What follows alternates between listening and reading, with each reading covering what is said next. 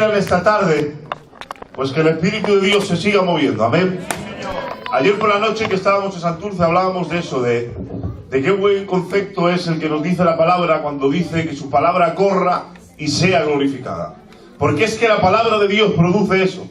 La palabra de Dios produce adoración. La palabra de Dios, cuando la escucha, produce alegría y produce decirle al Señor cuán grande eres, cuán grande es tu amor, porque es la palabra de Dios la que te enseña cómo es tu Dios. ¿Cuántos lo creen? Digan amén. Amén. Pues tengo un mensaje muy sencillo y encima no es de la forma que suelo predicar yo. Pero ayer estaba meditando en la noche y es el mensaje que el Señor me golpea, amén. Así que espero en esta tarde hacerles bien, amén. Muy rápido. Se encuentra en el libro de Hechos, capítulo 8, verso 26, amén. Dice: y un ángel del Señor habló a Felipe diciendo: levántate y ve al sur por el camino que desciende de Jerusalén a Gaza, el cual es desierto. Entonces él se levantó y fue, y sucedió que un etíope, eunuco, funcionario de Candace, reina de los etíopes, el cual estaba sobre todos sus tesoros, y habiendo ido a Jerusalén para adorar, volvía sentado en su carro y leyendo al profeta Isaías. Dice: y el Espíritu de Dios le dijo a Felipe: acércate y júntate a ese carro. Acudiendo Felipe, le oyó que leía al profeta Isaías y dijo: ¿pero entiendes lo que lees? Y él le dijo: ¿cómo podré si alguno no me enseñare? Y rogó a Felipe que subiese y se sentara con él. El pasaje de la escritura que leía era este: como oveja a la muerte fue llevado, y como cordero delante de los que le trasquilan, así no abrió su boca, y en su humillación no se le hizo justicia, mas su generación, ¿quién la contará? Porque fue quitada de la tierra su vida. Respondiendo el eunuco, dijo a Felipe: te ruego que me digas de quién dice esto el profeta, de sí mismo o de algún otro. Entonces Felipe, abriendo su boca y comenzando desde la escritura, le anunció el evangelio de Jesús. Y yendo por el camino llegaron a cierto lugar donde había agua, y dijo el eunuco: aquí hay agua, ¿qué impide que yo sea bautizado? Y Felipe le dijo: si crees de todo corazón, bien puedes. Y respondió y dijo: creo que Jesucristo es el Hijo de Dios. Y mandó parar el carro, y descendieron ambos al agua. Y Felipe y el eunuco le bautizó. Y cuando subieron del agua, el Espíritu del Señor arrebató a Felipe, y el eunuco no le vio más, y siguió su camino gozoso. Antes pueden decir amén a la palabra del Señor. Amén. A mí esta parte de la historia, de esta historia, me llamaba mucho la atención. Me sorprendía por dónde está puesta. En Hechos de los Apóstoles encontramos, porque si uno se para un momento en todo lo que le sucede a Felipe, es fascinante. Se podría decir que para un evangelista es el día perfecto. Dese de cuenta, se le aparece un ángel. El ángel le da las señas a dónde tiene que ir. Cuando él llega allí, el Espíritu de Dios le dice que se acerque a ese carro. Encima, cuando él se acerca a ese carro, esa persona que él tiene que evangelizar está leyendo la palabra de Dios. ¿Pero qué parte de la escritura está leyendo? Está leyendo encima el profeta Isaías. Y encima está leyendo una parte de la escritura del profeta Isaías que habla del Cristo. Encima el otro no sabe de quién están hablando y le invita a que suba. Van por el camino y este cree. Pero recuerden que dice que al sitio donde fue era un lugar desierto. Pero como estaban en un carro y seguían andando, llegaron a un lugar por casualidad que había agua. Bajan, lo meten en el agua, lo bautiza, sube y el Señor lo arrebata y lo lleva a otro lugar. Es decir, encima no se tiene que ir para casa andando, que el Señor lo lleva a otro lugar. Yo creo que era el momento o el día perfecto que cualquier evangelista soñaría. Ni un problema, todo a favor. ¿Y por qué no me encajaba esto? Porque esto en este tiempo es una excepción.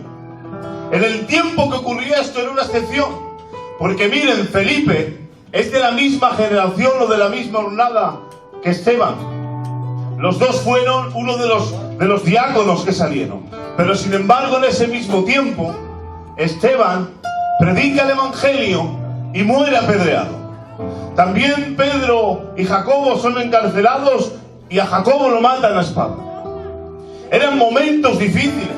Recuerden que Pablo cuenta cómo pasa fatigas, había pasado frío, hambre, persecución, pasaron cárceles, pasaron azotes, pasaron las 1001. Esto era una excepción, porque lamentablemente o realmente la cruda realidad es que la vida no es así. La vida es problema tras problema. En ese tiempo y en ese momento, salvo él, todo el mundo estaba rodeado de problemas y de dificultades. Pero no solamente él, en su futuro más próximo, la siguiente generación de cristianos también pasaron por muchos problemas. La historia los recuerda como mártires, porque morían en la arena del circo romano. Eran echados a los leones, los ponían como que fueran farolas en la ciudad, alumbrando, muriendo, siendo quemados. Pasaron las 1001. Así es el cristianismo. Quien le haya dicho a alguien que el cristianismo en cualquier era del tiempo era todo color de rosa, no ha dicho verdad, porque el Evangelio hasta hoy en día, desde el principio, son problemas y más problemas. Hasta hoy en nuestros tiempos esto de Felipe sería una excepción, porque la mayoría de nosotros pasamos por problemas y dificultades. Hoy en día la cruda realidad de la vida, y perdonen que me ponga serio, pero ustedes lo saben más que yo, son problemas y más problemas, son enfermedades, escasez económica, fatigas. Hoy la vida es así. Hay a veces nosotros jóvenes que pensamos que los problemas no nos van a tumbar, pero la vida es dura y te golpea tan fuerte que aunque creas que jamás te hará tambalear, lo hará. Tarde o temprano te golpeará tan fuerte que te hará tambalear. Así es la vida. Problemas, crisis, enfermedad. Pero nosotros tenemos los mismos problemas que los que tienen los de afuera. Pero hay una diferencia en nosotros. Y ahora voy a intentar entrar en el mensaje. Amén. Miren, yo escuchaba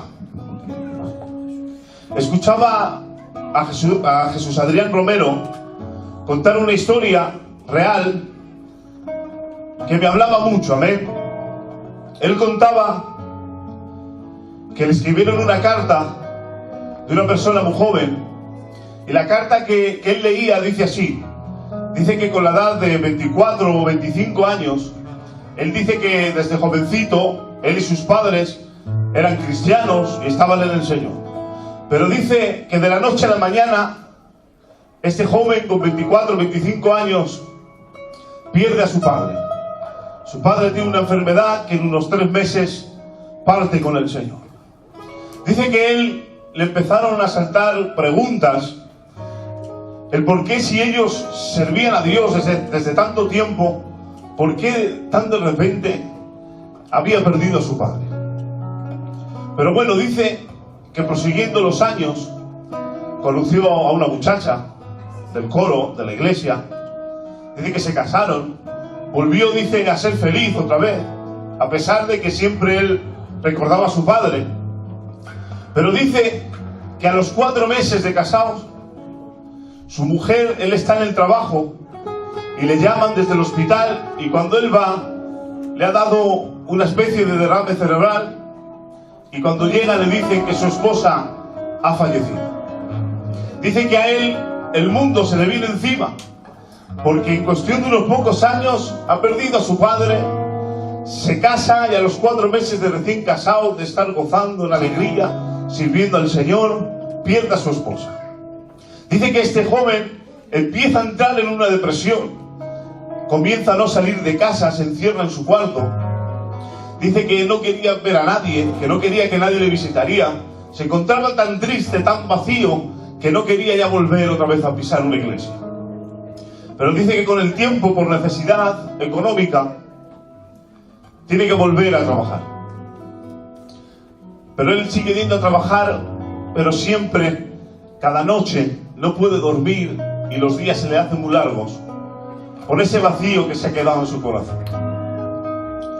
Pero dice que un día, volviendo para casa de trabajar, se para en un puente y dice que él empieza a pensar de que la vida para él ya no tenía sentido, de que no tenía nada para vivir, ninguna razón, ningún motivo, y él toma la decisión de querer tirarse por el puente, de quitarse la vida. Pero dice que en ese momento que se le pasa esa idea, le viene a la mente, por eso le escribí la canción a Jesús Romero, le viene a la mente una canción de Jesús Romero, esa canción que dice: y esperaré en la tormenta, y aunque la duda me atormente, yo confiaré, porque tú siempre tienes el control. Dice que cuando él empieza a recordar esta alabanza, el Señor le volvió a llenar y empezó a sentir un gozo en el corazón, que ahí volvió otra vez a los pies del Señor, que entendió que la fe no solamente le servía para haber hecho el milagro de salvar a su padre, o la fe solamente le servía para hacer el milagro para salvar a su esposa, sino que también la fe se utiliza para creer de que algún día verá a sus seres queridos.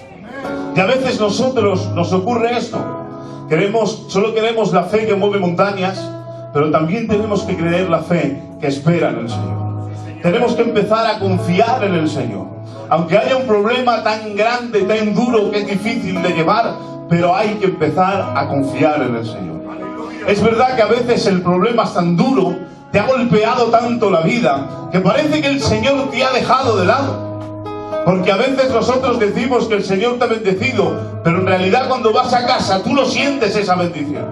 Esa es la realidad.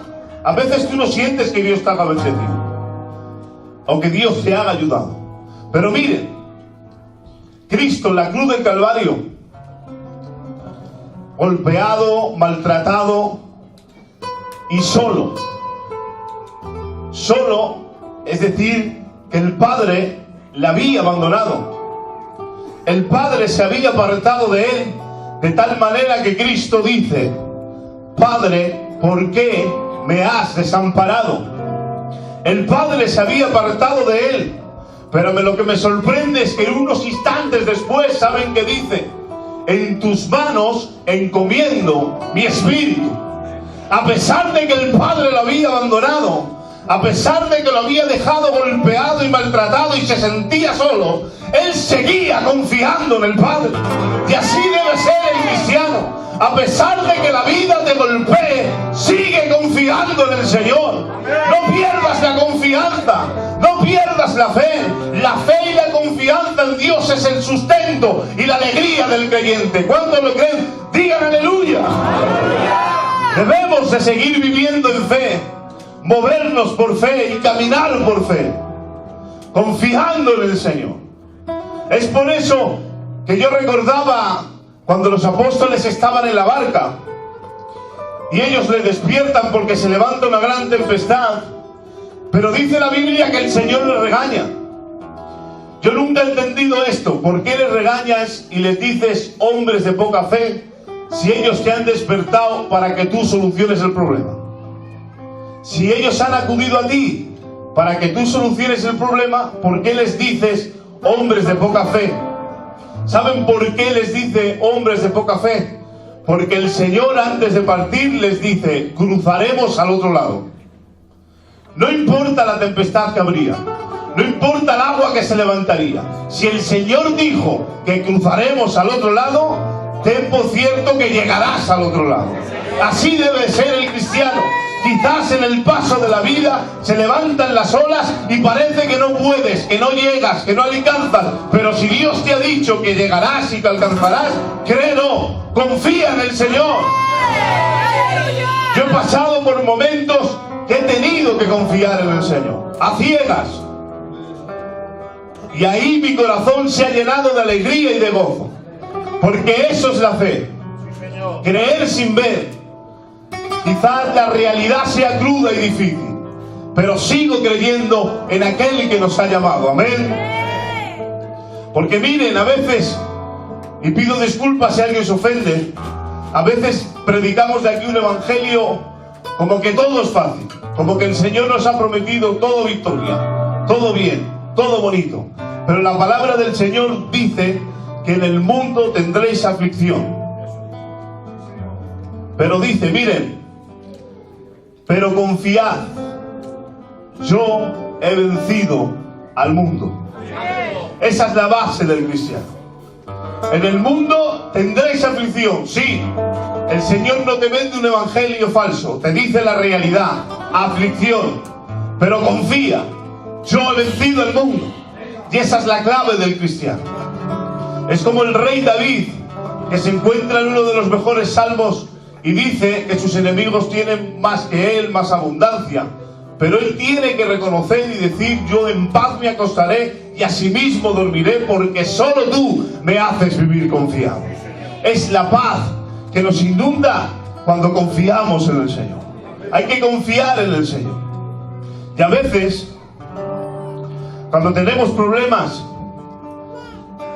tendemos a echarle la culpa al Señor. Claro, porque hay promesas en la Biblia y a veces cuando no vemos que se cumplen, la culpa es de Dios, decimos. Pero yo he aprendido algo para mí, personalmente, muy grande y poderoso. ¿Saben qué? Que cuando hay un problema entre yo y Dios, la culpa siempre la tengo yo. Si hay una promesa de Dios que no se cumple en mi vida, la culpa la tengo yo. Si hay una bendición que no recibo, la culpa la tengo yo. Porque hay gente que se jacta de echarle las culpas a Dios, de que Dios hoy no hace milagros, de que Dios hoy no prospera, pero Dios siempre está dispuesto para bendecirnos. Él es fiel a su palabra. Miren, ya para acabar, leía un texto en Timoteo que me encantaba, que dice así: si sufrimos, también reinaremos con Él. Si le negáramos, Él también nos negará. Dice, si fuéramos infieles, Él permanecerá fiel, pues Él no puede negarse a sí mismo. Está diciendo que es imposible que Dios sea infiel a su palabra. Es imposible, Dios no puede. No entra dentro de las posibilidades que Dios no cumpla su palabra.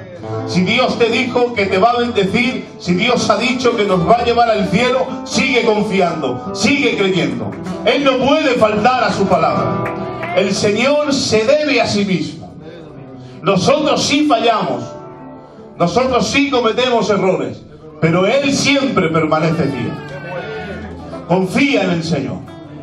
Yo creo que lo más grande que puede tener un cristiano hoy en día, con tanto problema como hemos dicho y con tanta adversidad, es esto: que a pesar de que la vida me golpee, a pesar de que haya problemas, a pesar de que haya momentos difíciles, sigue confiando en el Señor. Es verdad que a veces buscamos esa fe que produce milagros, como decía antes, pero la fe más importante es la que te hace aguantar y resistir en el problema. La fe más importante es la que te hace seguir andando como Pedro por encima del agua. Pedro dudó y se hundió. No dudes, no te hundas en el problema. Sigue creyendo, sigue caminando por encima del problema. ¿Cuántos lo creen? Digan un fuerte aleluya. ¡Aleluya! Yo creo que hasta aquí la palabra del Señor. Está muy breve, pero es lo que sentía en esta tarde, amén. Porque a mí me ha amargado este sentimiento y es lo que comparto, amén. Fe y confianza en el Señor. Sigue confiando. Dios les bendiga mucho. Un aplauso fuerte para el Señor.